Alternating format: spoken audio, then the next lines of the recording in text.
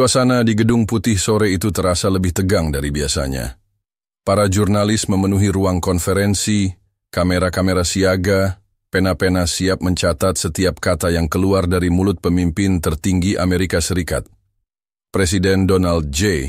Trump berdiri di podium, wajahnya tampak penuh percaya diri seperti biasanya. Namun, apa yang keluar dari mulutnya dalam beberapa detik berikutnya mengguncang dunia. Amerika adalah negara anti-Islam. Kita tidak akan membiarkan ideologi asing merusak nilai-nilai yang telah kita bangun selama berabad-abad. Kita akan melindungi bangsa ini dari ancaman radikalisme yang datang dari luar maupun dari dalam. Henning. Sejenak, ruangan itu seperti kehilangan udara. Para jurnalis saling berpandangan. Beberapa tampak terkejut, sementara yang lain segera mengetik cepat di laptop mereka. Pernyataan itu lebih dari sekadar kontroversial. Itu adalah pengumuman perang ideologi. Di luar Gedung Putih, reaksi langsung terasa. Tayangan berita di seluruh dunia menampilkan breaking news dengan tajuk besar. Trump, Amerika adalah negara anti-Islam. Di Timur Tengah, demonstrasi meletus di berbagai kota besar. Ribuan orang turun ke jalan di Kairo, Istanbul, dan Islamabad, membawa spanduk mengecam pernyataan tersebut. Bendera Amerika dibakar, suara takbir menggema di udara, dan para pemimpin Muslim mengutuk pernyataan itu dalam berbagai pernyataan resmi. Di Eropa, para pemimpin dunia mencoba meredam situasi. Perdana Menteri Inggris mengeluarkan pernyataan diplomatis yang menyayangkan ucapan Trump, sementara Presiden Prancis menegaskan bahwa negaranya tetap berpegang pada prinsip kebebasan beragama. Namun di sisi lain, kelompok-kelompok sayap kanan di Eropa menyambut pernyataan Trump dengan gegap gempita, menganggapnya sebagai pembenaran atas retorika anti-imigran yang telah lama mereka suarakan. Di Amerika sendiri, suasana semakin panas. Gelombang protes dari komunitas Muslim dan kelompok pendukung hak asasi manusia muncul di berbagai kota, mulai dari New York, Chicago, hingga Los Angeles. Masjid-masjid mulai mendapatkan ancaman. Beberapa di antaranya mengalami aksi vandalisme. Di sisi lain, kelompok supremasi kulit putih justru merasa mendapat angin segar. Mereka mulai menggelar aksi-aksi dengan membawa bendera bertuliskan America First dan slogan-slogan anti-Islam. Di tengah kekacauan ini, seorang pria duduk termenung di ruang kerjanya yang dipenuhi dengan buku-buku teologi. Pastor Elijah Carter, seorang pendeta senior di gereja St. Peter, New York, menatap layar televisi dengan ekspresi tak bisa dijelaskan. Tangannya mengepal, pikirannya berkecamuk. Pastor Elijah bukanlah pendukung Trump, namun ia juga bukan seorang aktivis liberal yang menentang setiap kebijakannya. Ia adalah seorang pemuka agama yang selalu percaya bahwa keyakinan harus dibangun di atas kasih dan pemahaman, bukan kebencian. Baginya, pernyataan Trump bukan hanya sebuah kebijakan politik, tetapi juga pukulan keras terhadap prinsip-prinsip dasar yang selama ini ia anut. Ia mengenal banyak Muslim di komunitasnya, bahkan beberapa di antaranya adalah teman dekatnya. Mereka adalah dokter, pengacara, pekerja sosial, orang-orang baik yang tidak ada hubungannya dengan terorisme atau radikalisme. Namun, dengan satu kalimat, Trump telah menggolongkan mereka sebagai musuh negara. Pastor Elijah menghela napas dalam-dalam. Ia tahu bahwa pernyataan ini akan memiliki konsekuensi panjang, bukan hanya bagi umat Islam, tetapi juga bagi masyarakat Amerika secara keseluruhan. Ini bukan lagi sekadar urusan politik. Ini adalah ujian moral bagi bangsa ini. Sore itu, ia merasa ada sesuatu yang harus ia lakukan. Sesuatu yang lebih dari sekadar berdiam diri di balik tembok gereja. Sesuatu yang mungkin akan mengubah hidupnya selamanya. Matahari sudah condong ke barat ketika Syekh Abdul Rahman duduk di atas kursi kayu tua di ruang studinya yang dipenuhi buku-buku klasik. Lelaki itu, dengan janggut putih yang terawat rapi dan sorban yang melingkar di kepalanya, menatap manuskrip kuno di hadapannya. Usianya telah melewati 6 dekade, namun pikirannya masih tajam, haus akan ilmu yang tersembunyi dalam teks-teks lama yang seringkali diabaikan oleh dunia modern. Ia membalik halaman demi halaman dengan hati-hati, jemarinya menyentuh kertas perkamen yang telah menguning dimakan waktu. Manuskrip ini bukan sekadar peninggalan sejarah, melainkan sebuah warisan peradaban yang mungkin menyimpan rahasia besar. Tulisan Arab klasik yang tertera di sana tampak pudar, tetapi maknanya tetap hidup dalam setiap goresan tinta. Hari itu, ia tidak mencari sesuatu yang spesifik. Ia hanya berniat menelaah kembali teks-teks lama yang diwariskan para ulama terdahulu. Namun, saat matanya menangkap satu ayat yang tertulis dalam manuskrip itu, ia terdiam. Jantungnya berdegup lebih cepat dan alisnya mengernyit seolah tidak percaya dengan apa yang baru saja dibacanya. Ayat itu tidak pernah ia lihat sebelumnya. Sebagai seorang ulama yang telah menghabiskan hidupnya dalam studi Al-Quran dan kitab-kitab tafsir, ia merasa mengenali setiap ayat, setiap makna yang terkandung di dalamnya. Namun, apa yang ia lihat di depannya bukan sekadar teks biasa. Ini adalah sesuatu yang sangat berbeda. Sebuah ayat yang seolah terselip dalam sejarah, nyaris hilang dari ingatan umat Islam. Dengan cepat, ia mengambil kitab tafsir dan buku referensi lainnya, mencocokkan teks itu dengan berbagai sumber yang ia miliki. Namun, semakin ia membaca, semakin yakin bahwa apa yang ada di hadapannya adalah sesuatu yang belum pernah ia temui sebelumnya. Ayat itu berbicara tentang hubungan antara Islam dan agama-agama sebelumnya, tentang pesan yang telah dijaga dan diwariskan oleh para nabi terdahulu. Bukan sekadar tentang kesamaan ajaran, tetapi sebuah penegasan bahwa Islam bukanlah agama yang berdiri sendiri, melainkan kelanjutan dari pesan ilahi yang telah disampaikan sejak zaman Adam, Nuh, Ibrahim, Musa, hingga Isa. Dan yang paling mengejutkan, ayat itu menyebutkan sesuatu yang tampaknya sangat spesifik tentang perubahan teks dalam kitab-kitab sebelumnya, tentang bagaimana sebagian kebenaran telah tertutupi oleh tangan-tangan manusia, namun tetap bisa ditemukan oleh mereka yang benar-benar mencari. Syekh Abdul Rahman mengusap wajahnya. Ia menyadari bahwa jika ayat ini benar-benar asli, maka dampaknya akan luar biasa.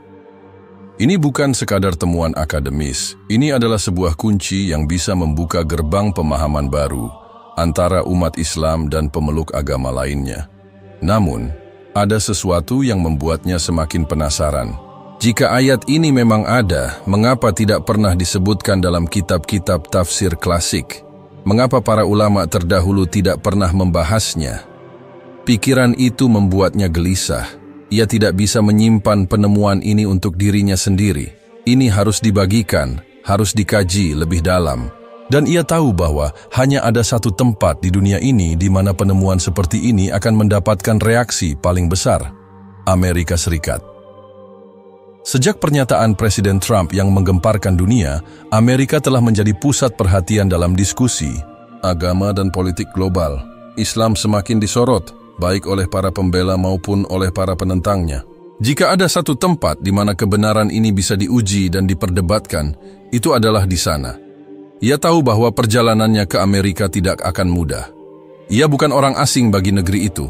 Ia pernah diundang dalam beberapa diskusi antaragama di berbagai universitas di sana. Namun kali ini berbeda. Kali ini, ia akan datang membawa sesuatu yang mungkin bisa mengubah cara pandang banyak orang. Ia segera mengambil pena dan menulis surat kepada seorang kenalan lamanya, Pastor Elijah Carter, seorang pendeta yang dikenal dengan pemikirannya yang terbuka, seseorang yang mungkin akan memahami betapa besarnya implikasi dari temuan ini.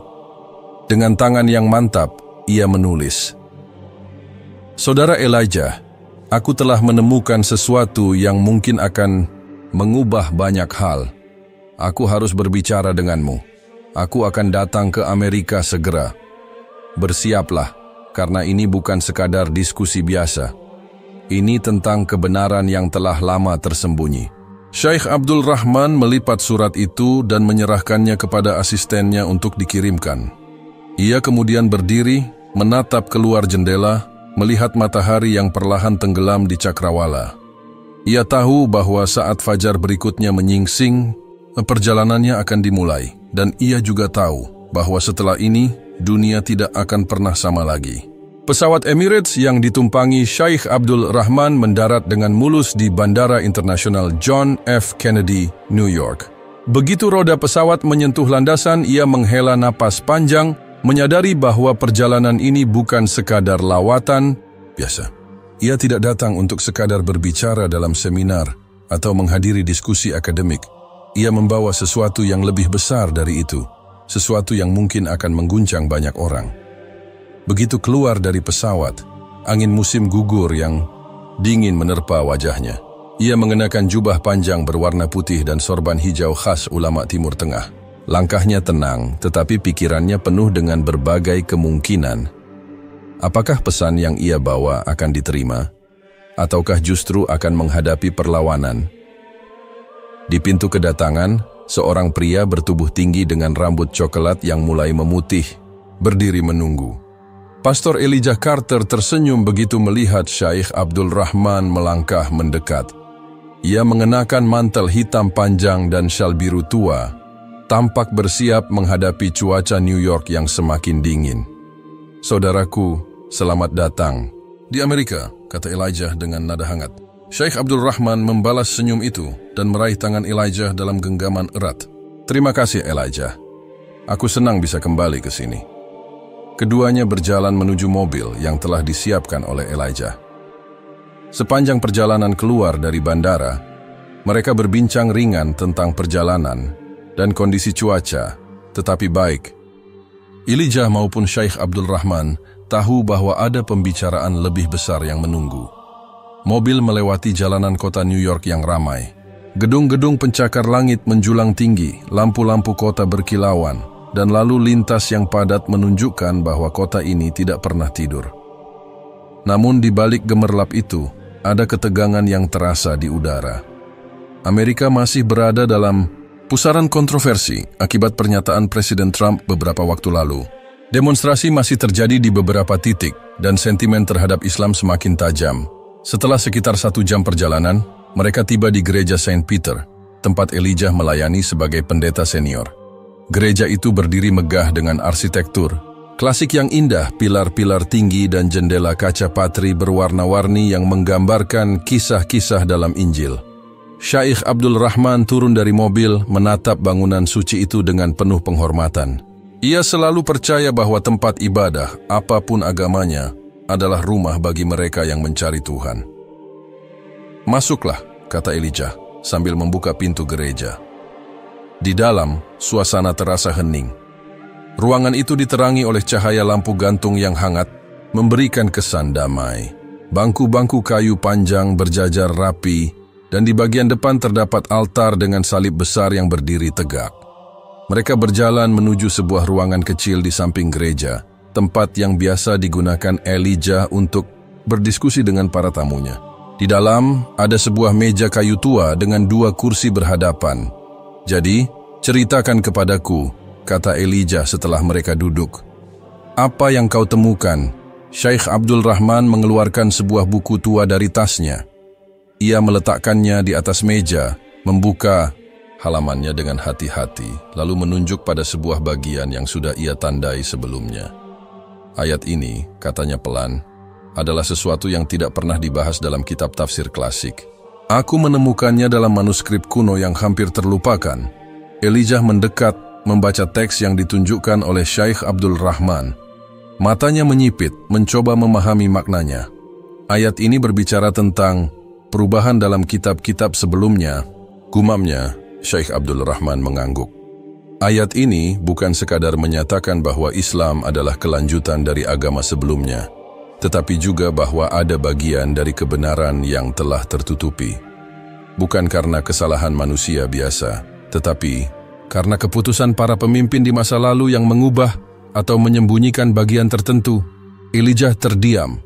Sebagai seorang pastor yang telah menghabiskan puluhan tahun mempelajari Injil, ia tahu bahwa ada banyak perdebatan dalam sejarah mengenai bagaimana teks-teks suci telah berubah seiring waktu.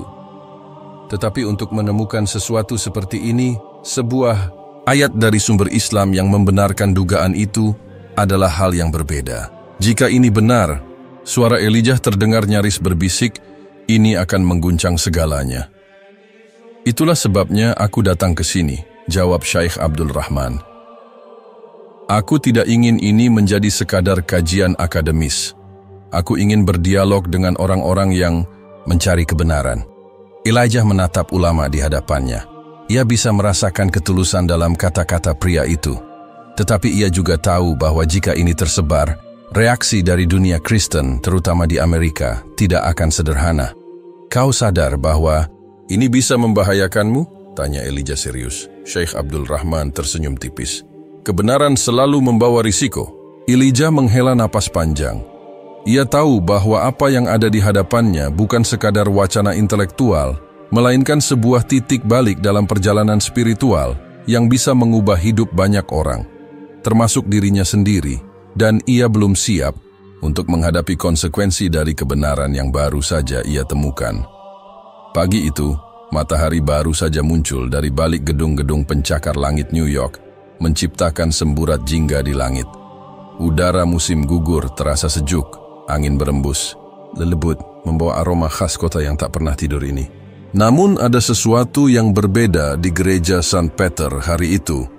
Di halaman gereja, kerumunan mulai berkumpul. Beberapa orang membawa plakat dengan tulisan bernada protes, sementara yang lain datang hanya untuk melihat apa yang sedang terjadi. Media juga telah hadir dengan kamera-kamera mereka, siap meliput sesuatu yang mereka yakini bisa menjadi berita besar. Di tengah riuh rendah itu, Pastor Elijah Carter berdiri dengan wajah penuh ketegangan. Hari ini adalah hari yang ia tahu akan mengubah babanya bahala, bukan hanya bagi dirinya, tetapi mungkin juga bagi banyak orang di Amerika. Di sisinya, Syekh Abdul Rahman berdiri dengan tenang. Ia mengenakan jubah putihnya, sorban hijau melilit kepalanya, dan di tangannya ia membawa manuskrip kuno yang telah menjadi pusat dari semua ini. Elijah melangkah ke depan, berdiri di anak tangga gereja, dan mengangkat tangannya untuk menenangkan kerumunan. Saudara-saudara, suaranya menggema di udara pagi yang masih segar. Hari ini kita tidak berkumpul di sini untuk bertengkar atau menebar kebencian. Kita ada di sini untuk mencari kebenaran. Kerumunan mulai tenang. Beberapa orang masih memegang plakat mereka dengan erat, tetapi mereka mendengarkan. Elijah melanjutkan, banyak dari kita tumbuh dalam keyakinan bahwa apa yang kita ketahui adalah satu-satunya kebenaran. Namun, bagaimana jika ada sesuatu yang selama ini tersembunyi dari kita? Bagaimana jika ada bagian dari sejarah yang kita abaikan? Dan bagaimana jika hari ini kita diberi kesempatan untuk menemukan jawaban yang lebih besar? Ia menoleh ke Syekh Abdul Rahman, memberi isyarat agar ia maju. Ulama itu melangkah ke depan. Wajahnya tetap tenang. Matanya menyapu wajah-wajah yang menatapnya dengan penuh penasaran dan sebagian dengan kecurigaan. Aku datang ke negeri ini bukan untuk mengubah kepercayaan siapapun, kata Syekh Abdul Rahman dengan suara yang dalam dan mantap. Aku datang membawa sebuah penemuan yang mungkin akan mengundang pertanyaan dan mungkin juga akan mengubah cara kalian melihat dunia. Ia membuka manuskripnya, menelusuri halaman-halaman yang telah berusia ratusan tahun. Lalu, dengan suara tenang, ia membaca ayat yang ia temukan. Bahasanya begitu indah, begitu dalam. Beberapa orang yang memahami bahasa Arab tampak terkejut. Mereka berbisik satu sama lain, mencoba memahami makna dari kata-kata yang baru saja mereka dengar. Kemudian Syekh Abdul Rahman menerjemahkan ayat itu ke dalam bahasa Inggris. Dan mereka yang telah diberi kitab sebelumnya mengetahui kebenaran ini, tetapi sebagian dari mereka menyembunyikannya demi keuntungan dunia. Namun bagi mereka yang mencari dengan hati yang bersih, kebenaran akan ditemukan karena Tuhan tidak akan membiarkan cahayanya padam. Hening. Beberapa orang menatap satu sama lain dengan ekspresi bingung. Ayat ini tidak terdengar asing, tetapi juga tidak tercantum dalam Al-Quran yang selama ini mereka ketahui. Seorang pria dari kerumunan, mengenakan jas dan dasi seperti seorang intelektual, mengangkat tangannya. Apa maksud Anda? Apakah Anda mengatakan bahwa kitab suci kami telah diubah? Syekh Abdul Rahman menatap pria itu dengan lembut. Aku tidak datang untuk menuduh atau menyalahkan. Aku hanya menunjukkan bahwa dalam sejarah, banyak hal yang berubah, baik disengaja maupun tidak, dan tugas kita bukanlah untuk saling menyerang, tetapi untuk mencari kebenaran. Seorang wanita dengan kalung salib di lehernya tampak ragu-ragu. Sebetu akhirnya ia bertanya, jika ini benar, mengapa baru ditemukan sekarang? Elijah, yang sejak tadi diam, akhirnya angkat bicara. Mungkin karena kita baru siap untuk menemukannya sekarang, katanya lirih. Suasana semakin tegang ketika beberapa orang mulai meneriakkan ketidaksetujuan mereka. Ini propaganda Islam, seru seseorang di bagian belakang. Mereka ingin kita meninggalkan iman kita. Namun yang mengejutkan semua orang, ada beberapa pastor dari gereja-gereja lain yang justru tampak sangat serius mendengarkan. Salah satunya, seorang pria berusia sekitar 50 tahun dengan janggut pendek dan wajah yang mencerminkan kebijaksanaan melangkah ke depan. Aku ingin membaca manuskrip itu, katanya. Syekh Abdul Rahman menyerahkan buku tua itu kepadanya. Pria itu membolak-balik halaman dengan hati-hati. Matanya membesar saat ia membaca lebih dalam. Aku mengenali sebagian dari teks ini, katanya dengan suara serak. Ini mirip dengan beberapa teks yang aku pelajari dalam studi sejarah gereja, tetapi ada bagian yang berbeda. Ini menjelaskan sesuatu yang selama ini hanya berupa spekulasi. Perlahan-lahan, suasana mulai berubah. Beberapa pastor yang awalnya datang hanya untuk mendengar, mulai berdiskusi satu sama lain. Dan kemudian, sesuatu yang mengejutkan terjadi. Salah satu pastor yang lebih muda, dengan air mata di matanya, berlutut di depan gereja. Aku telah mencari kebenaran sepanjang hidupku, katanya dengan suara bergetar. Dan sekarang, aku menemukannya. Beberapa pastor lain mulai bergerak, saling bertatapan dengan keraguan dan keyakinan yang bercampur aduk. Mereka telah menghabiskan hidup mereka mengajarkan sesuatu, dan kini mereka dihadapkan pada sesuatu yang mungkin bisa mengubah segalanya. Elijah merasakan jantungnya berdegup lebih kencang. Ia tidak menyangka bahwa ini akan terjadi secepat ini. Syekh Abdul Rahman mengangkat tangannya. Saudara-saudaraku, katanya dengan suara penuh kelembutan, Islam tidak datang untuk menghapus iman kalian. Islam datang untuk melengkapi. Tuhan itu satu, dan Dia selalu membimbing mereka yang sungguh-sungguh mencarinya. Satu persatu, para pastor mulai maju, beberapa dengan air mata, beberapa dengan wajah yang masih diliputi keraguan. Tetapi yang pasti, mereka telah mengambil langkah pertama menuju kebenaran yang selama ini tersembunyi. Di antara gemuruh suara di halaman gereja, seorang wartawan yang merekam semuanya membisikkan sesuatu kepada rekannya. Ini bukan sekadar berita, ini sejarah. Suasana di halaman gereja St. Peter semakin intens. Pastor-pastor yang tadinya datang dengan penuh keraguan kini berdiri dalam kebingungan. Hati mereka bergejolak setelah mendengar apa yang baru saja diungkapkan oleh Syekh Abdul Rahman. Beberapa dari mereka masih bergumul dengan pemikiran yang bertentangan, sementara yang lain perlahan mulai menerima bahwa sesuatu yang besar sedang terjadi. Elijah Carter merasakan detak jantungnya semakin cepat. Ia melihat beberapa rekan sesama pastor menatapnya, seolah menunggu isyarat darinya. Ia adalah figur yang dihormati di komunitas gereja, dan keputusannya akan membawa dampak besar. Tetapi di dalam dirinya sendiri, ada pergulatan yang tak kalah besar. Seorang pastor senior, Pastor Gregory Williams, maju ke depan. Pria itu dikenal sebagai sosok konservatif yang selama ini lantang menentang segala bentuk penyebaran Islam di Amerika. Dengan wajah yang masih menyiratkan keterkejutan, ia menatap Elijah dan Syekh Abdul Rahman dengan penuh selidik.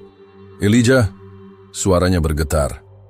Apakah kau benar-benar percaya bahwa apa yang dikatakan pria ini adalah kebenaran? Elijah menatap Gregory dengan mata yang penuh keyakinan, namun juga dengan kelembutan. Aku tidak bisa menutup mata terhadap sesuatu yang begitu jelas, jawabnya pelan. Aku telah membaca, aku telah belajar, dan aku telah merasakan kebenarannya di dalam hatiku. Gregory menarik napas panjang. Matanya beralih ke naskah kuno yang masih dipegang oleh salah seorang pastor lainnya. Tangannya mengepal di sisi tubuhnya, lalu ia berkata, "Jika ini benar, jika selama ini ada bagian dari kebenaran yang kita abaikan, maka kita tidak bisa mengelak dari kenyataan. Kerumunan mulai bergemuruh. Beberapa orang dari jemaat gereja yang hadir tampak bingung, bahkan ada yang mulai berdebat satu sama lain. Wartawan yang meliput kejadian ini sibuk mengirimkan laporan mereka ke kantor berita. Tiba-tiba, seorang pria dari arah belakang berteriak, "Ini adalah penghinaan terhadap gereja. Kita tidak bisa membiarkan ini terjadi." Beberapa orang mengangguk, setuju, sementara yang lain justru terlihat lebih penasaran daripada marah. Syekh Abdul Rahman tetap berdiri tenang. Ia tahu bahwa kebenaran seringkali sulit diterima pada awalnya. Ia melangkah maju dan berbicara dengan suara mantap. "Aku tidak datang untuk menghakimi atau memaksa siapapun. Aku hanya ingin mengajak kalian berpikir, mempertimbangkan kembali apa yang mungkin telah hilang dari sejarah kita." Keheningan kembali menyelimuti tempat itu. Tidak ada yang tahu bagaimana harus bereaksi terhadap situasi ini. Tetapi kemudian, sesuatu yang tak terduga terjadi.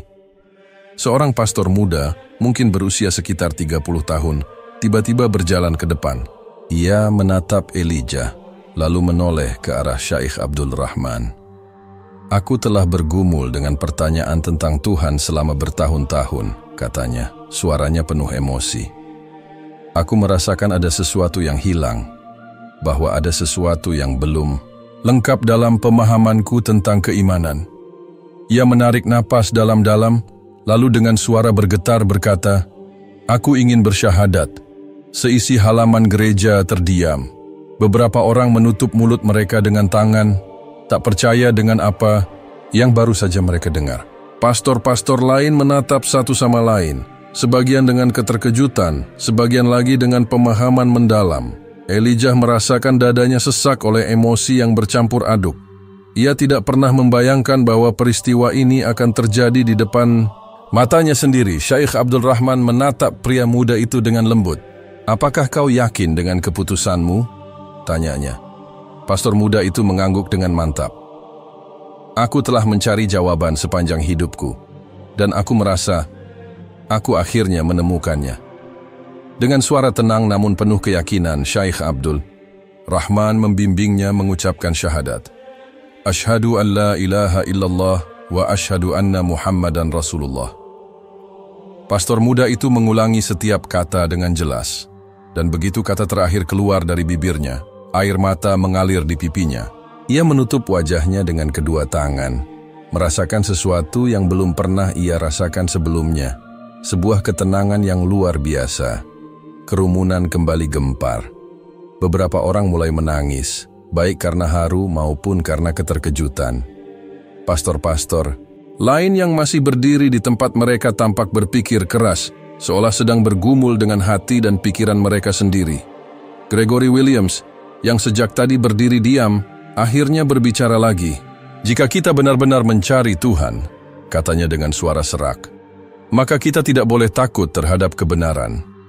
Ia melangkah maju, menatap Elijah dengan penuh arti, lalu berkata, "Bimbing aku juga." Elijah terkejut, tetapi segera tersenyum. Ia tahu bahwa Gregory adalah seseorang yang selama ini sangat kukuh dalam keyakinannya. Jika pria ini memilih untuk mengambil langkah ini, maka ini adalah sesuatu yang sungguh berarti. Dalam hitungan menit, satu persatu pastor lain mulai maju. Beberapa dari mereka langsung meminta untuk bersyahadat, sementara yang lain ingin lebih banyak berdiskusi terlebih dahulu. Namun satu hal yang pasti, gelombang perubahan telah dimulai. Di antara kerumunan, seorang wartawan mendekati rekannya dan berkata dengan nada serius, "Ini bukan sekadar berita, ini akan menjadi sejarah." Elijah menatap sekelilingnya, matanya berkaca-kaca. Ia tahu bahwa apa yang baru saja terjadi adalah sesuatu yang luar biasa. Tetapi ia juga sadar bahwa setelah ini akan ada banyak tantangan yang menanti mereka, dan dunia, terutama Amerika, tidak akan pernah sama lagi. Kabar tentang para pastor yang masuk Islam menyebar dengan cepat, lebih cepat dari yang pernah dibayangkan. Elijah Carter. Dalam hitungan jam, media sosial dipenuhi dengan potongan video yang merekam momen-momen mengharukan ketika satu persatu pastor mengucapkan syahadat. Beberapa video menampilkan wajah mereka yang berlinang air mata, sementara yang lain menangkap momen ketika para jemaat gereja tertegun, menyaksikan para pemimpin spiritual, mereka mengambil keputusan besar yang mengguncang iman mereka. Di berbagai saluran berita, kejadian ini menjadi perdebatan panas. Sebagian media konservatif menyebutnya sebagai pengkhianatan terhadap gereja, sementara yang lain melihatnya sebagai fenomena spiritual yang patut dikaji lebih dalam. Berbagai narasumber, dari akademisi, pemuka agama, hingga politisi, dipanggil untuk memberikan pendapat mereka. Di tengah semua kehebohan ini, Elijah Carter duduk di ruang tamu apartemennya yang sederhana di Brooklyn. Ia menatap layar ponselnya yang terus bergetar dengan notifikasi. Beberapa pesan berasal dari rekan-rekannya di gereja, sebagian marah, sebagian lagi bingung. Ada juga pesan dari keluarga, dari jemaat yang dulu selalu mendengarkan khotbahnya, bahkan dari orang-orang yang tidak ia kenal, mengungkapkan dukungan atau justru mengecamnya. Ketukan di pintu membuatnya tersentak. Ia bangkit dan membuka pintu, menemukan Syekh Abdul Rahman berdiri di sana dengan wajah yang tetap tenang. "Bolehkah aku masuk?" tanya ulama itu dengan suara lembut. Elijah mengangguk, memberi jalan. Begitu pintu tertutup, ia menghela napas panjang. "Aku tidak tahu apakah aku sudah siap menghadapi semua ini," katanya jujur. Syekh Abdul Rahman tersenyum tipis. Kebenaran seringkali datang dengan ujian yang berat. Elijah mengusap wajahnya, mencoba mengatur pikirannya. "Aku tidak pernah membayangkan ini akan menjadi sebesar ini. Aku hanya ingin mencari kebenaran, tapi sekarang rasanya seluruh dunia sedang melihatku." Syekh Abdul Rahman duduk di sofa, menatap Elijah dengan penuh pengertian. Setiap orang yang menemukan cahaya pasti akan menghadapi tantangan. Bahkan para nabi pun diuji ketika mereka membawa pesan kebenaran. Elijah tertawa kecil, tetapi nadanya pahit. "Aku bukan nabi." "Tentu saja tidak," Syekh Abdul Rahman mengangguk. "Tetapi kau adalah seseorang yang memiliki pengaruh besar, seseorang yang telah menemukan sesuatu yang mengubah hidupnya. Dan sekarang, banyak orang yang melihatmu sebagai simbol dari perubahan itu." Elijah terdiam. Ia tahu ulama itu benar. Sejak kecil ia telah diajarkan untuk berdiri teguh pada keyakinannya. Tetapi kini, ia berada di persimpangan jalan, di mana langkah yang telah ia ambil akan membawanya ke arah yang sama sekali baru. Ketukan lain terdengar di pintu, lebih keras dari sebelumnya. Elijah dan Syekh Abdul Rahman saling pandang sebelum Elijah bangkit untuk membuka pintu. Di depan pintu berdiri 3 pria berjas gelap, wajah mereka serius dan tanpa ekspresi. Salah satu dari mereka menunjukkan lencana FBI. "Elijah Carter?"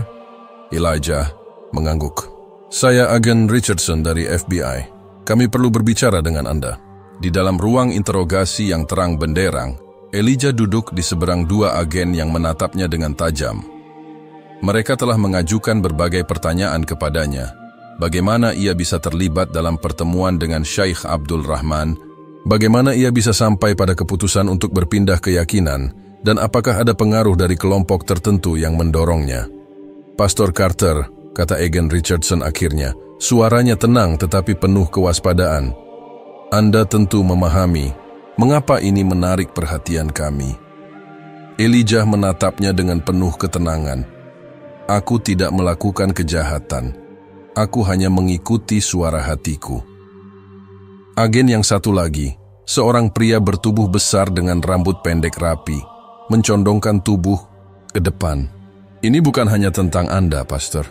Ini tentang dampak dari keputusan Anda. Ribuan orang melihat Anda, mengikuti Anda. Dan kini, ada gerakan besar yang bisa mengubah lanskap keagamaan di Amerika. Itu membuat banyak orang khawatir." Elijah menghela napas. "Aku tidak memimpin gerakan apapun. Aku hanya mencari kebenaran." Agen Richardson meletakkan tangannya di atas meja. "Kami menerima laporan bahwa beberapa gereja di berbagai negara bagian mengalami gejolak karena para jemaat mereka mulai mempertanyakan ajaran yang selama ini mereka terima. Beberapa pastor lainnya juga mulai menyatakan ketertarikan mereka terhadap Islam. Apakah Anda benar-benar yakin ini hanya sebuah kebetulan?" Elijah terdiam. Ia tahu bahwa apa yang telah terjadi bukan sekadar kebetulan. Shanti adalah sesuatu yang lebih besar dari dirinya, sesuatu yang telah lama tertahan tetapi kini menemukan jalannya untuk keluar. Agen Richardson melanjutkan, suaranya sedikit lebih lembut.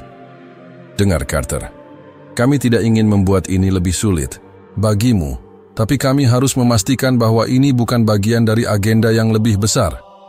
Elijah menatap agen itu lurus-lurus. Agenda? Kau tahu maksudku. Elijah menggelengkan kepala. Tidak ada agenda. Tidak ada rencana tersembunyi. Ini bukan konspirasi. Ini adalah pencarian akan kebenaran, dan aku bukan satu-satunya yang menemukannya. Agen Richardson menghela napas panjang sebelum akhirnya menutup berkas di depannya. Baiklah, untuk saat ini Anda bisa pergi, tapi kami akan tetap mengawasi. Malam itu, Elijah kembali ke apartemennya dengan perasaan campur aduk. Ia tahu bahwa perjalanannya baru saja dimulai, dan ujian yang lebih besar mungkin masih menunggunya di depan. Di dalam kamar, ia duduk di depan meja, membuka Al-Quran yang telah diberikan oleh Syekh Abdul Rahman kepadanya. Jarinya menyusuri halaman-halaman kitab suci itu sebelum akhirnya berhenti pada satu ayat yang menarik perhatiannya. Mereka ingin memadamkan cahaya Allah dengan mulut, ucapan mereka, tetapi Allah akan menyempurnakan cahayanya meskipun orang-orang kafir membencinya. QS As-Saf 8. Elijah menutup matanya dan menghela napas dalam-dalam. Ia kini mengerti. Tidak peduli seberapa besar perlawanan yang akan ia hadapi, cahaya kebenaran tidak bisa dihentikan. Di luar sana, dunia sedang berubah, dan ia, tanpa disadari, telah menjadi bagian dari perubahan itu. Pagi itu, Elijah Carter terbangun dengan perasaan berat di dadanya. Sejak peristiwa di gereja dan interogasi oleh FBI, kehidupannya berubah secara drastis. Ia tidak lagi bisa melangkah keluar tanpa menarik perhatian. Orang-orang menatapnya, ada yang dengan hormat, ada yang dengan penuh kebencian. Teleponnya tidak berhenti berdering, wartawan, mantan jemaat, bahkan pendeta-pendeta dari seluruh negeri yang ingin berbicara dengannya. Di luar apartemennya, sekelompok kecil demonstran berdiri sambil membawa spanduk yang bertuliskan pengkhianat gereja dan Amerika tidak butuh Islam. Beberapa dari mereka meneriakkan cemoohan, sementara yang lain hanya berdiri dengan wajah penuh amarah.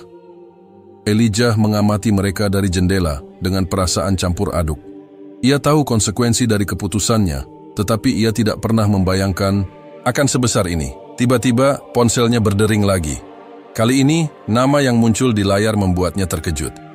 Pastor Daniel Thompson. Daniel adalah teman lamanya, salah satu orang yang paling dihormatinya di gereja. Ia adalah pria yang dikenal karena keteguhan imannya, dan selama bertahun-tahun, mereka telah berbagi banyak diskusi tentang Tuhan dan spiritualitas. Namun sejak kejadian besar ini, Daniel belum menghubunginya sekalipun. Dengan sedikit ragu, Elijah mengangkat telepon. Elijah. Suara Daniel terdengar serak, seakan ada beban berat yang ia pikul. Daniel. Aku tidak menyangka kau akan menelepon. Ada jeda sejenak sebelum Daniel akhirnya berkata, aku perlu bertemu denganmu, kita harus bicara. 1 jam kemudian, mereka bertemu di sebuah taman kecil di pinggiran kota. Tempat itu cukup sepi, jauh dari sorotan media dan massa yang terus membuntuti Elijah. Daniel berdiri dengan tangan di saku jasnya, wajahnya menunjukkan kelelahan dan kebingungan. Saat Elijah mendekat, ia langsung berkata, aku tidak bisa mempercayai semua ini. Elijah menarik napas dalam. Aku mengerti. Aku juga tidak pernah membayangkan bahwa semuanya akan terjadi seperti ini. Daniel menatapnya tajam. Apa yang terjadi padamu, Elijah? Apa yang sebenarnya kau temukan hingga membuatmu meninggalkan segala sesuatu yang kita percayai bersama selama ini? Elijah diam sejenak, memilih kata-kata dengan hati-hati. Aku tidak meninggalkan pencarian akan Tuhan, Daniel. Aku justru menemukannya lebih dalam dari yang pernah kubayangkan. Daniel menggeleng, tampak frustrasi. Tapi Islam, bagaimana bisa kau percaya pada sesuatu yang selama ini kita anggap bertentangan dengan iman kita? Elijah menatap temannya dengan penuh kesungguhan. Karena aku membaca, Daniel. Aku mencari, aku mempertanyakan segala yang pernah kita pelajari, dan aku menemukan kebenaran yang tidak bisa lagi aku abaikan. Daniel terdiam. Ia menundukkan kepala, lalu berkata dengan suara lebih pelan, "Aku juga membaca, Elijah." Elijah mengangkat alisnya, terkejut. "Apa maksudmu?" Daniel menghela napas panjang sebelum akhirnya menatap Elijah dengan mata yang penuh pergolakan. Sejak semua ini terjadi, aku tidak bisa berhenti berpikir. Aku ingin membuktikan bahwa kau salah, jadi aku mulai membaca sendiri. Aku membuka kitab-kitab yang selama ini tidak pernah kusentuh. Aku mencoba memahami apa yang kau lihat. Ia berhenti sejenak, seakan sedang bergumul dengan dirinya sendiri, sebelum akhirnya berbisik, dan aku mulai mengerti. Elijah merasakan jantungnya berdegup kencang. "Daniel, apakah kau?" Daniel menutup matanya sejenak, lalu berkata dengan suara penuh emosi, "Aku tidak tahu apakah aku sudah siap mengambil langkah yang sama sepertimu, tapi aku tidak bisa lagi menolak bahwa ada sesuatu yang benar dalam ajaran yang selama ini kita tolak." Elijah tersenyum kecil. Ia tahu betapa beratnya bagi seseorang seperti Daniel untuk mengakui hal ini. "Kau tidak sendiri, Daniel. Banyak dari kita yang merasa hal yang sama. Aku pun butuh waktu untuk menerima semuanya." Daniel menatap langit, seakan mencari jawaban di antara awan yang bergerak pelan. "Apa yang harus kita lakukan, Elijah? Kau tahu apa yang akan terjadi jika lebih banyak orang mulai mempertanyakan ajaran yang selama ini kita yakini?" Elijah mengangguk. Ia sadar bahwa ini bukan hanya tentang dirinya lagi. Ini adalah gelombang perubahan yang tidak bisa dihentikan. "Aku tidak tahu apa yang akan terjadi selanjutnya," kata Elijah akhirnya. "Tapi aku tahu satu hal, Daniel. Kebenaran akan selalu menemukan jalannya." Hari itu juga, Daniel memutuskan untuk bertemu dengan Syekh Abdul Rahman. Percakapan mereka berlangsung berjam-jam, penuh dengan pertanyaan, diskusi, dan refleksi mendalam. Di tempat lain, situasi semakin memanas. Berbagai gereja di Amerika mulai terpecah. Ada yang mengecam keras peristiwa ini, ada pula yang mulai membuka diri untuk memahami lebih jauh. Protes semakin besar, tetapi begitu pula jumlah orang yang penasaran dan ingin tahu lebih banyak tentang Islam. Beberapa tokoh agama konservatif mulai menyerukan perlawanan, menyebut fenomena ini sebagai ancaman terhadap iman Kristen di Amerika. Mereka mengadakan pertemuan darurat, mendiskusikan bagaimana mereka bisa menghentikan arus yang semakin deras ini.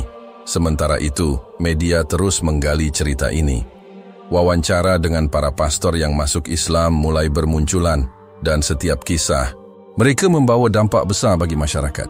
Beberapa orang menemukan keberanian untuk mempertanyakan keyakinan mereka sendiri, sementara yang lain semakin kukuh dalam perlawanan mereka terhadap Islam.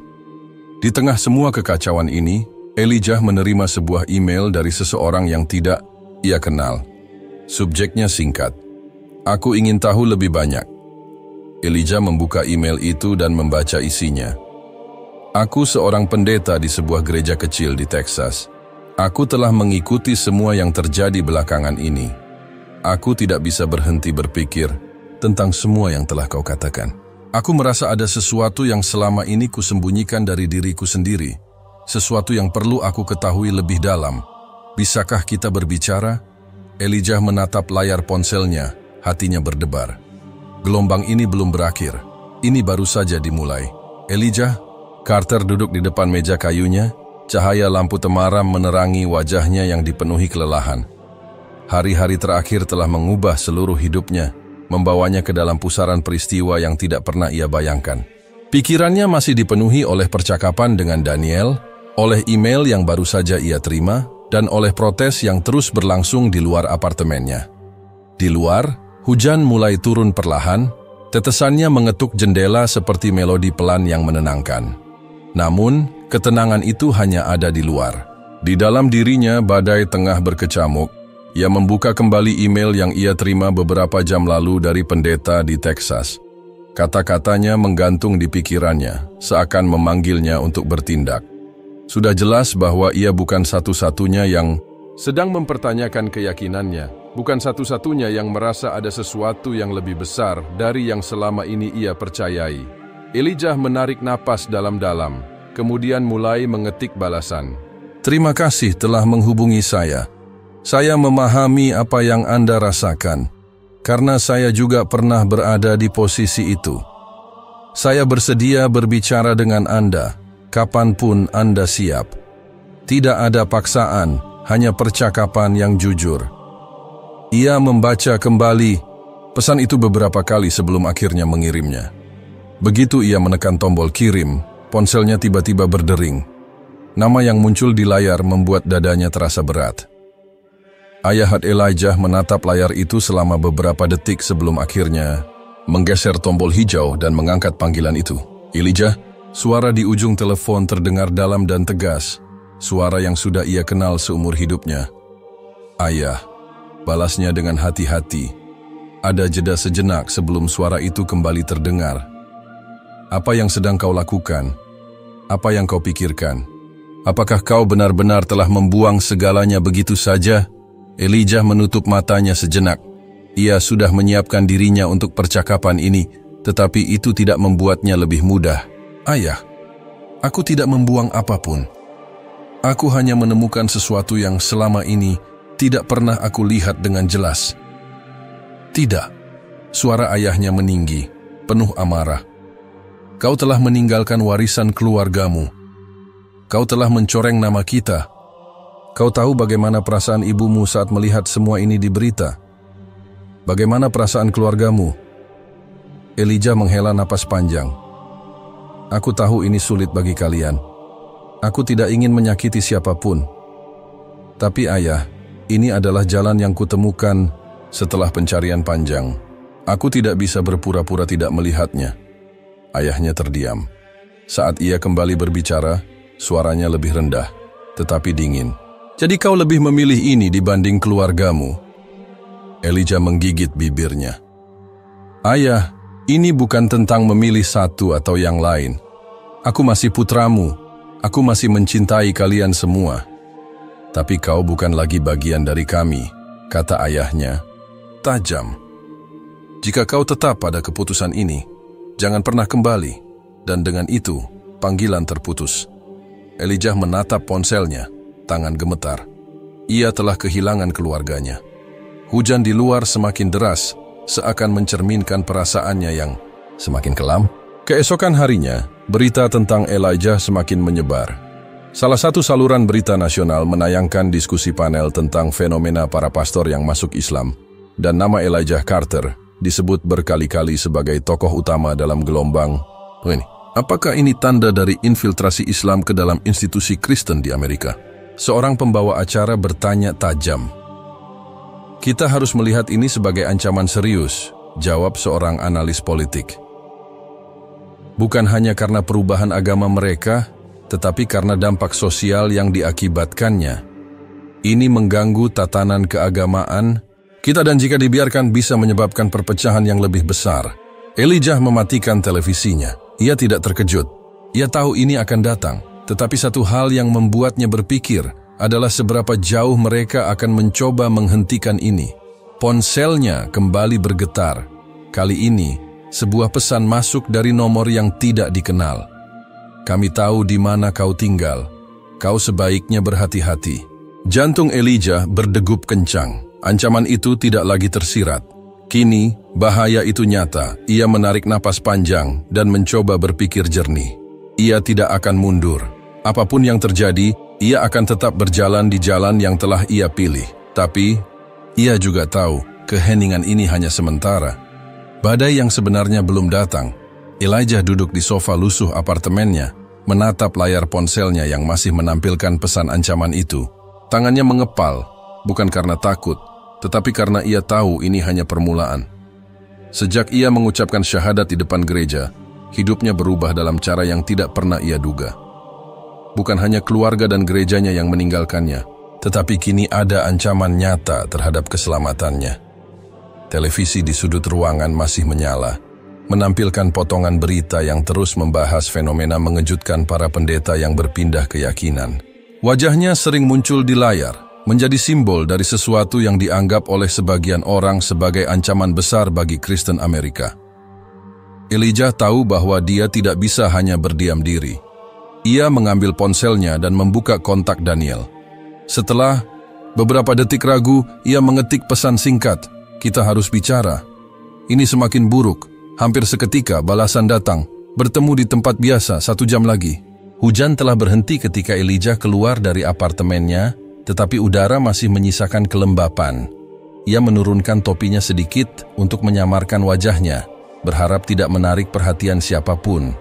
Demonstrasi di luar apartemennya telah berkurang, tetapi ia bisa merasakan atmosfer yang lebih tegang. Beberapa wajah familiar masih ada di sana. Orang-orang yang hampir setiap hari meneriakkan kebencian kepadanya. Ia mempercepat langkahnya menuju subway, merasa setiap pasang mata yang menatapnya bisa menjadi ancaman. Begitu sampai di dalam gerbong, ia duduk di sudut dan menarik napas dalam. Pikirannya kembali ke ayahnya. Kata-kata terakhir pria itu masih menggema di kepalanya. "Jika kau tetap pada keputusan ini, jangan pernah kembali." Ia tahu bahwa keputusan ini bukan hanya mengubah hidupnya, tetapi juga menghancurkan semua hubungan yang pernah ia bangun. Namun, ia juga tahu bahwa apa yang ia lakukan adalah kebenaran yang tak bisa ia ingkari. Ketika kereta sampai di stasiun yang dituju, Elijah melangkah keluar dan berjalan menuju kafe kecil di sudut jalan. Tempat ini adalah lokasi pertemuannya dengan Daniel, salah satu dari sedikit tempat yang masih membuatnya merasa aman.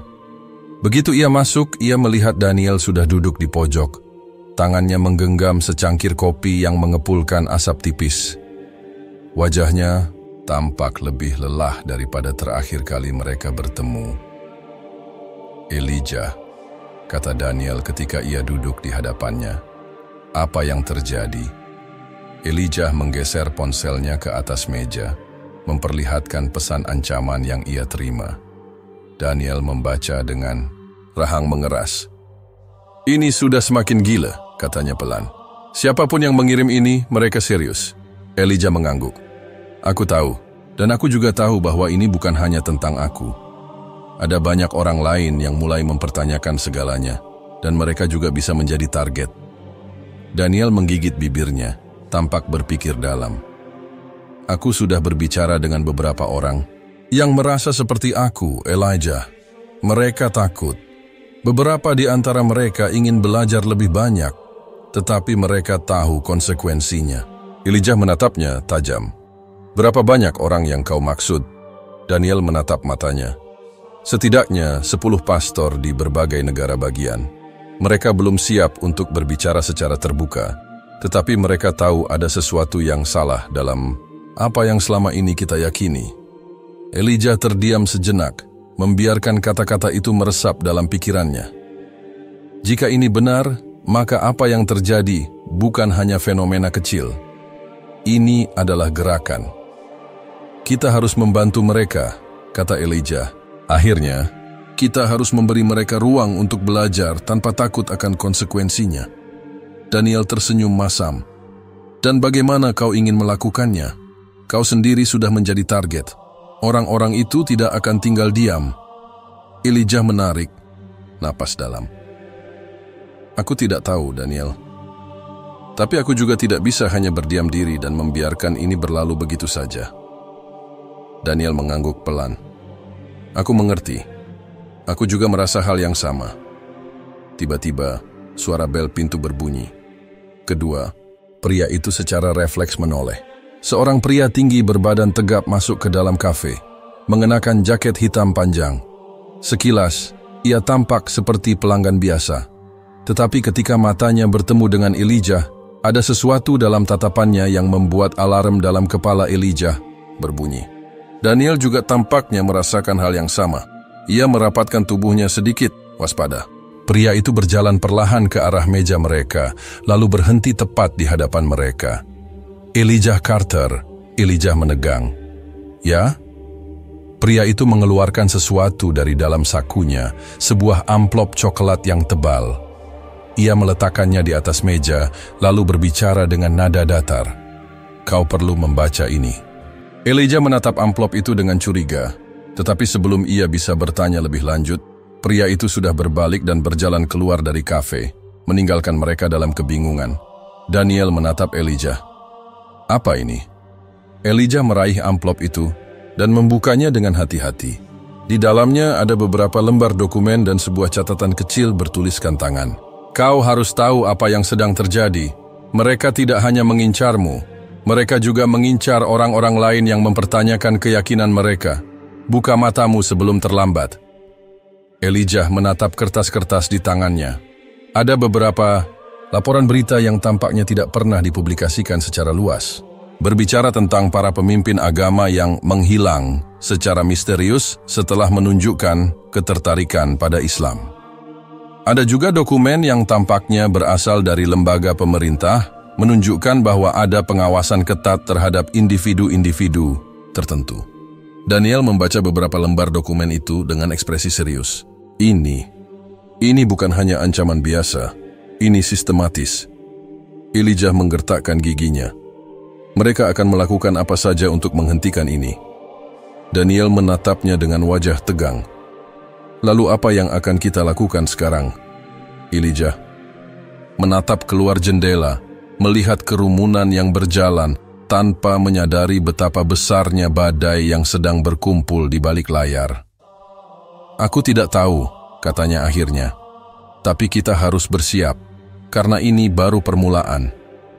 Pagi itu, Elijah terbangun dengan perasaan yang lebih berat dari sebelumnya.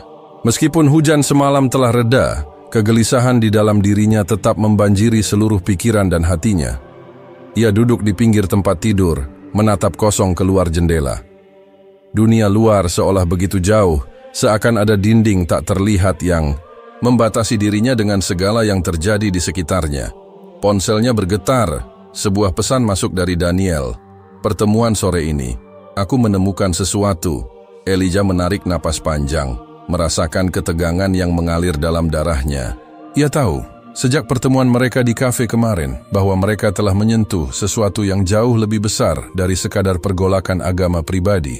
Ada sesuatu yang jauh lebih dalam, yang kini mulai terungkap, dan itu tidak hanya berkaitan dengan dirinya atau kelompok mereka saja. Ia mengambil jaketnya, kemudian melangkah keluar menuju tempat yang telah mereka sepakati untuk bertemu. Setiap langkah terasa seperti beban yang berat, namun ia tahu bahwa ia tidak bisa mundur. Dunia mungkin melihatnya sebagai pengkhianat, tetapi ia merasa lebih dekat dengan kebenaran daripada sebelumnya. Sampai di kafe, Daniel sudah menunggu di meja pojok, tampak lebih gelisah daripada sebelumnya. Elijah duduk di hadapannya, langsung merasakan ketegangan yang ada di udara. "Ada apa?" tanya Elijah, mengamati ekspresi Daniel yang semakin serius. Daniel membuka tasnya dan mengeluarkan beberapa lembar dokumen. "Aku menemukan sesuatu yang mengejutkan. Ini mungkin bagian dari alasan mengapa kita menjadi target." Elijah mengambil dokumen itu dan mulai membacanya dengan hati-hati. Apa yang terungkap di dalamnya membuat detak jantungnya semakin kencang. Dokumen-dokumen tersebut berisi informasi tentang sebuah organisasi yang telah lama beroperasi di balik layar, bertujuan untuk memantau dan mengendalikan pergerakan agama-agama yang berkembang di Amerika. Organisasi ini tampaknya memiliki pengaruh yang jauh lebih besar daripada yang mereka bayangkan, termasuk di dalamnya keterlibatan sejumlah pejabat tinggi yang seharusnya tidak terlibat dalam urusan keagamaan. "Jadi ini bukan hanya tentang kita atau Islam," kata Elijah perlahan. Matanya terbuka lebar. "Ini lebih besar dari itu." Daniel mengangguk. "Aku yakin ini adalah alasan kenapa ada begitu banyak orang yang diam-diam mempertanyakan keyakinannya, tetapi takut untuk berbicara. Mereka takut jika mereka mengungkapkan apa yang mereka temukan, mereka akan menjadi sasaran. Dan aku rasa kita sudah berada dalam radar mereka." Elijah merasakan keringat dingin di tengkuknya. Apa yang mereka hadapi sekarang bukan hanya perbedaan keyakinan, tetapi sebuah konspirasi yang lebih besar dan lebih berbahaya. Sebuah sistem yang berusaha mempertahankan kontrol mutlak atas semua yang berhubungan dengan agama dan kepercayaan. "Apa yang harus kita lakukan sekarang?" tanya Elijah. Suaranya bergetar. Meskipun ia berusaha menyembunyikannya, Daniel diam sejenak, seakan mencoba memikirkan langkah terbaik. "Aku rasa kita harus mencari lebih banyak bukti yang lebih konkret. Kita tidak bisa hanya mengandalkan Dokumen ini, kita perlu tahu siapa yang terlibat di balik organisasi ini dan apa yang mereka rencanakan. Elijah menatap temannya dengan penuh tekad. Kita tidak bisa mundur. Terlalu banyak orang yang sudah terjebak dalam kebohongan ini. Aku ingin membantu mereka, Daniel. Aku ingin membuka mata mereka sebelum terlambat. Namun, meskipun semangat itu membara di dalam dirinya, ada sesuatu yang menahannya. Ketakutan akan keselamatan mereka, ketakutan akan ancaman yang lebih besar. Itu semua terbayang jelas di benaknya. Mereka sudah berada di jalur yang berbahaya dan setiap langkah mereka bisa menjadi langkah terakhir. Saat itu, sebuah suara dingin mengganggu perenungannya. Apakah kalian sudah cukup berpikir sebelum melangkah lebih jauh? Kedua pria itu langsung menoleh. Seorang pria berpakaian rapi, mengenakan jas gelap dan dasi merah, berdiri di samping meja mereka.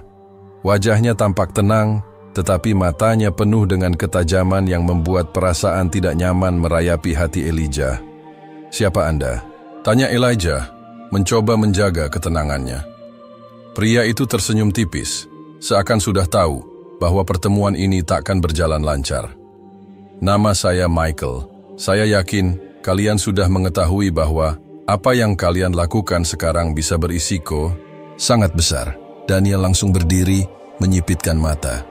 "Apa maksud Anda?" Michael mengangkat tangan, menenangkan situasi.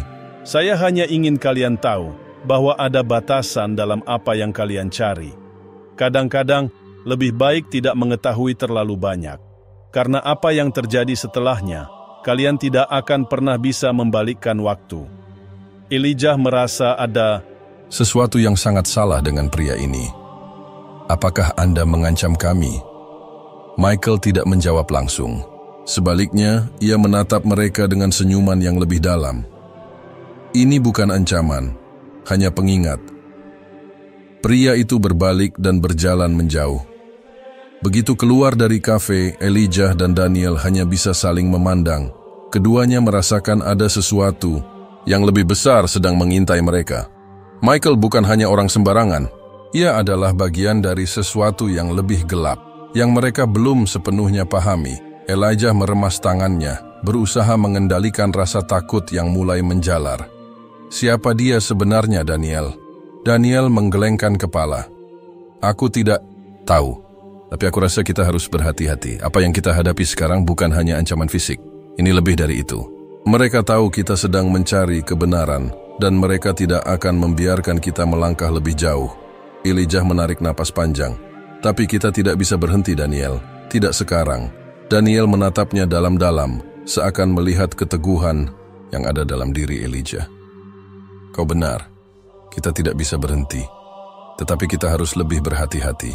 Keduanya terdiam beberapa saat meresapi kata-kata itu. Mereka tahu bahwa ini bukan sekadar perjalanan mencari kebenaran, tetapi juga sebuah perjuangan yang akan menguji keberanian dan tekad mereka hingga batas terjauh. Dan meskipun bahaya semakin mendekat, mereka tahu satu hal yang pasti, mereka tidak akan mundur. Hari-hari setelah pertemuan dengan Michael terasa semakin mencekam.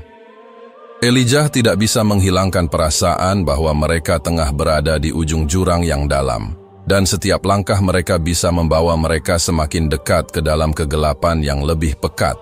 Ia menghabiskan lebih banyak waktu di apartemennya, mencoba menghubungi orang-orang yang ia percayai, namun sebagian besar lebih memilih untuk diam atau menutup diri. Banyak dari mereka yang tampaknya merasa takut atau ragu setelah segala yang terjadi.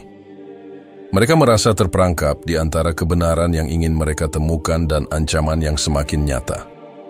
Daniel adalah satu-satunya yang tetap setia bersamanya. Mengingatkan Elijah untuk tetap tenang dan berpikir jernih. Mereka berdua sepakat bahwa mereka perlu lebih berhati-hati.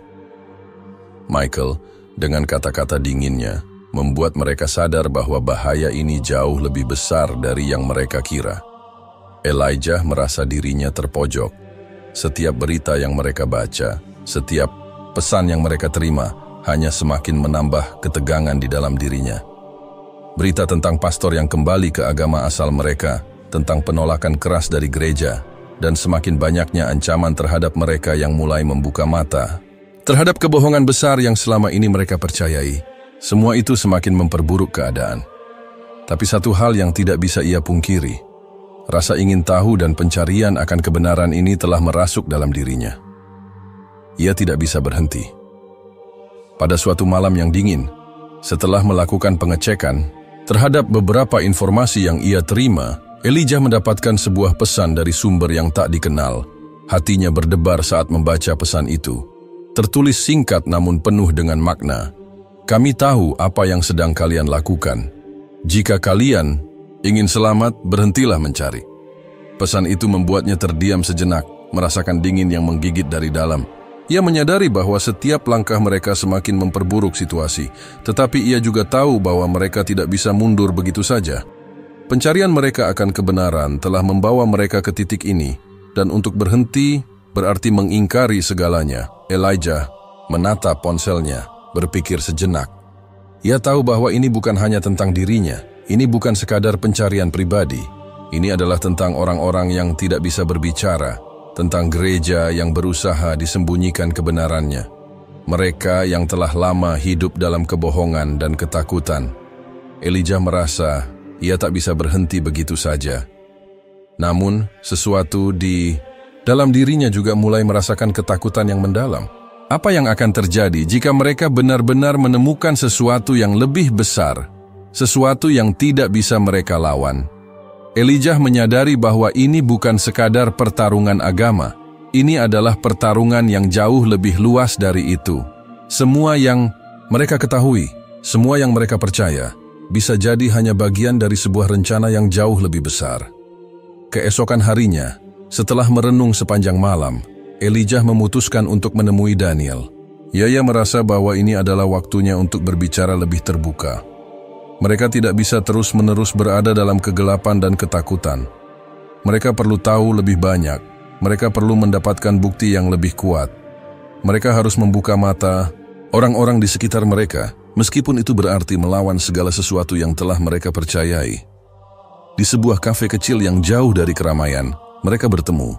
Elijah bisa melihat dari raut wajah Daniel bahwa temannya itu juga merasa tegang. Tidak ada lagi pembicaraan ringan, hanya keheningan yang dipenuhi dengan ketegangan. Daniel, kata Elijah akhirnya, suara sedikit bergetar. Apa yang akan kita lakukan? Kita sudah terlalu jauh dalam pencarian ini. Mereka tahu apa yang kita lakukan. Pesan itu tadi malam. Aku merasa ada sesuatu yang lebih besar dari yang kita duga. Daniel menatapnya dalam-dalam. Aku tahu, Elijah. Aku rasa kita benar-benar telah menggali sesuatu yang tidak seharusnya kita temukan. Ini bukan hanya tentang kita lagi. Ini tentang orang-orang yang sudah lama terjebak dalam kebohongan. Kita tidak bisa berhenti, meskipun itu berarti kita harus melawan sistem yang lebih besar dari kita. Elijah menarik napas panjang. Tapi kita harus punya bukti. Aku merasa kita hanya berlari dalam lingkaran. Semua ini hanya informasi yang tidak terhubung. Kita perlu bukti yang nyata. Bukti yang bisa mengubah segalanya. Daniel menundukkan kepalanya, tampak berpikir. Aku tahu tempat di mana kita bisa menemukan lebih banyak. Ada seseorang yang bisa membantu kita. Seorang informan. Dia punya akses ke dokumen-dokumen yang sangat penting. Tapi dia juga berbahaya. Dan jika kita tidak berhati-hati, kita bisa terjebak. Elijah terdiam sejenak, memikirkan apa yang telah Daniel katakan. Setiap pilihan yang mereka ambil saat ini penuh dengan risiko. Mereka harus berhati-hati, namun juga harus bergerak cepat. Jika mereka terlalu lama menunggu, kebenaran yang mereka cari mungkin akan terkubur selamanya. Apa yang harus kita lakukan? Tanya Elijah akhirnya, suara penuh tekad. Aku siap melakukan apa saja. Kita harus melangkah lebih jauh. Daniel mengangguk, kemudian mengeluarkan sebuah kartu nama dari sakunya. Ini alamatnya. Temui dia. Jangan lakukan apapun sendirian. Aku akan menunggu di luar jika sesuatu terjadi. Jika kita ingin bertahan hidup, kita harus mendapatkan bukti yang cukup. Elijah memandang kartu itu dengan serius. Ia tahu bahwa jika mereka benar-benar ingin menemukan kebenaran, Mereka harus berhadapan dengan orang-orang yang selama ini berusaha menyembunyikannya. Ini adalah pertarungan yang akan mengubah hidup mereka selamanya. Dengan langkah yang berat, namun penuh tekad, Elijah meninggalkan kafe dan pergi menuju alamat yang diberikan. Setiap detik terasa begitu berat, setiap sudut jalan yang ia lewati seolah penuh dengan ancaman. Begitu ia sampai di lokasi yang dimaksud, ia melihat seorang pria berdiri di depan sebuah gedung yang tampak tua dan terlantar. Pria itu mengenakan pakaian gelap dan menatapnya dengan tajam, seolah menunggu kedatangannya. "Elijah?" tanya pria itu. Elijah mengangguk. "Kamu orang yang bisa membantu kami?" Pria itu mengangguk. "Aku bisa memberi kalian apa yang kalian cari. Tapi ingat, setelah ini tidak ada jalan kembali." Elijah menatap pria itu dalam-dalam, dan dengan hati yang berdebar, ia mengikuti langkah pria itu ke dalam gedung, tahu bahwa ini adalah langkah yang akan mengarah pada kebenaran yang selama ini ia cari, meskipun itu berarti membuka pintu menuju kegelapan yang tak terbayangkan. Elijah mengikuti pria itu dengan hati yang berdebar-debar. Setiap langkahnya terasa lebih berat dari sebelumnya. Mereka masuk ke dalam gedung tua yang tampak tak terurus itu. Dinding-dindingnya penuh dengan jamur dan cat yang mengelupas. Udara di dalamnya lembab dan bau lembab yang menyengat membuatnya teringat pada ruangan bawah tanah yang tidak pernah mendapat cahaya matahari. Setiap suara langkah kaki mereka menggema di lorong yang gelap, dan Elijah merasa seolah-olah dunia luar mulai menjauh, tergantikan oleh ruang yang penuh dengan misteri dan ancaman. Pria itu memimpin mereka melalui beberapa koridor sempit hingga akhirnya berhenti di sebuah ruangan yang lebih besar. Di dalamnya, meja-meja kayu tua terlihat berserakan dengan tumpukan berkas dan dokumen-dokumen yang tampak sangat kuno. Di dinding, terpasang sebuah lampu meja yang redup, memberikan pencahayaan yang hanya cukup untuk menyoroti tumpukan kertas di sekitar mereka. Ruangan itu terasa seperti sebuah tempat persembunyian yang terlupakan, jauh dari dunia luar. "Temui John," kata pria itu, memperkenalkan diri tanpa memberi nama. Ia menunjuk ke seorang pria yang duduk di sudut ruangan, wajahnya tersembunyi di balik rambut yang panjang dan kusut. Pria itu hanya mengangkat kepala dan menatap mereka dengan tatapan dingin. Tidak ada senyum atau sambutan yang hangat. Hanya ada ketegangan yang tebal di udara. Elijah menatap John dengan waspada.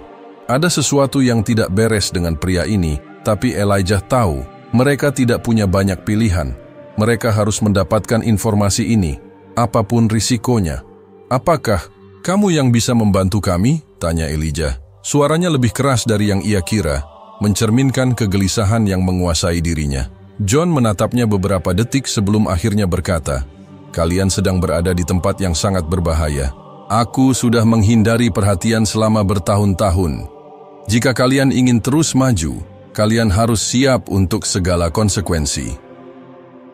Daniel, yang berdiri di sebelah Elijah, mendekat dan berbicara dengan nada serius. "Kami sudah siap. Kami perlu mengetahui apa yang sedang terjadi di balik semua ini. Apa yang sebenarnya terjadi dengan gereja, dengan organisasi yang mengendalikan semuanya." John menghela napas panjang dan perlahan berdiri dari kursinya. Ia berjalan ke meja dan mulai merapikan beberapa berkas yang berserakan. "Aku punya informasi yang kalian cari, tapi ini bukan hanya sekadar dokumen atau fakta yang bisa langsung kalian bawa ke publik. Apa yang kalian cari adalah kebenaran yang tidak hanya akan mengubah pandangan kalian tentang agama, tapi juga tentang dunia ini. Kebenaran ini akan menghancurkan segala sesuatu yang kalian ketahui." Elijah merasa tenggorokannya tercekat. Kata-kata John berat dan penuh dengan makna yang lebih besar. Apa yang mereka temukan selama ini memang sudah cukup mengejutkan. Namun, jika benar ada sesuatu yang lebih besar di balik semua ini, apakah mereka siap menghadapinya? Ia menatap Daniel, yang juga tampak tertekan, namun tetap menunjukkan keteguhan yang sama. Mereka tahu ini adalah satu-satunya jalan yang tersisa. "Apa yang harus kami lakukan?" tanya Elijah, hampir berbisik.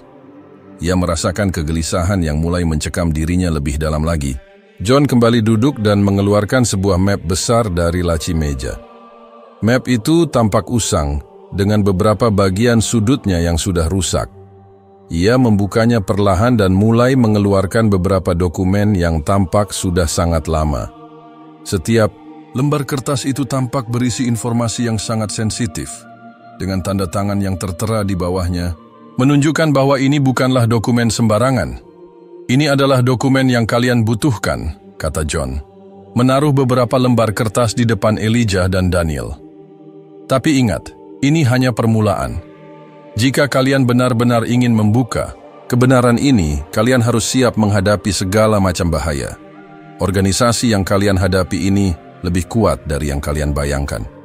Elijah membuka salah satu lembaran dokumen dan mulai membacanya. Apa yang ia temukan membuatnya terkejut.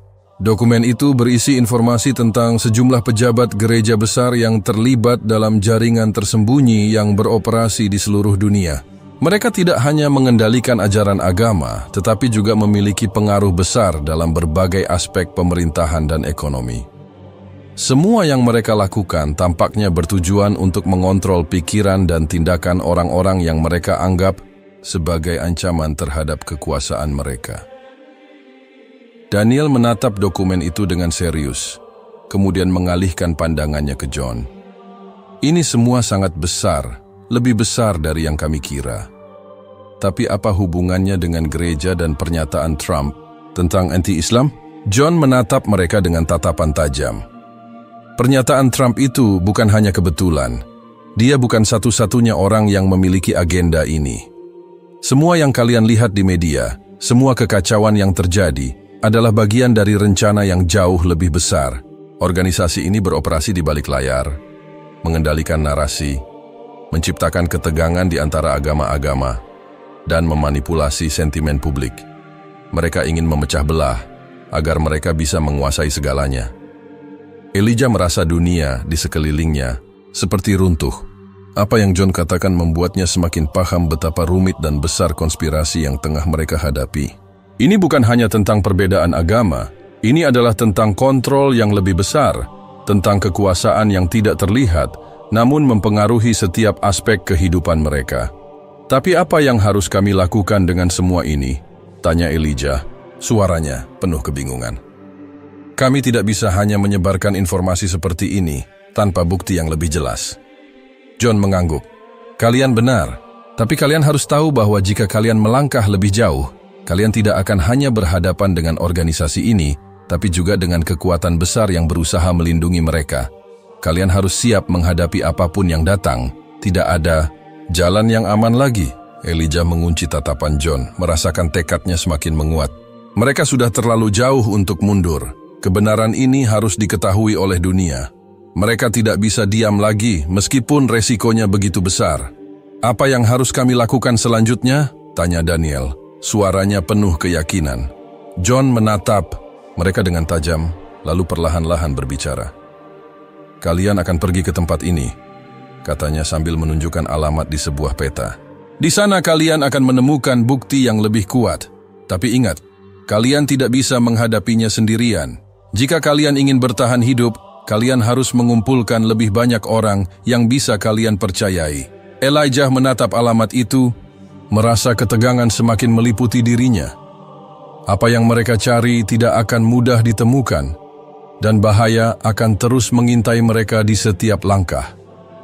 Namun, satu hal yang pasti, mereka sudah tidak bisa berhenti lagi. Mencari kebenaran ini adalah satu-satunya jalan yang bisa mereka pilih, meskipun itu berarti mereka harus menghadapinya dengan segala risiko yang ada.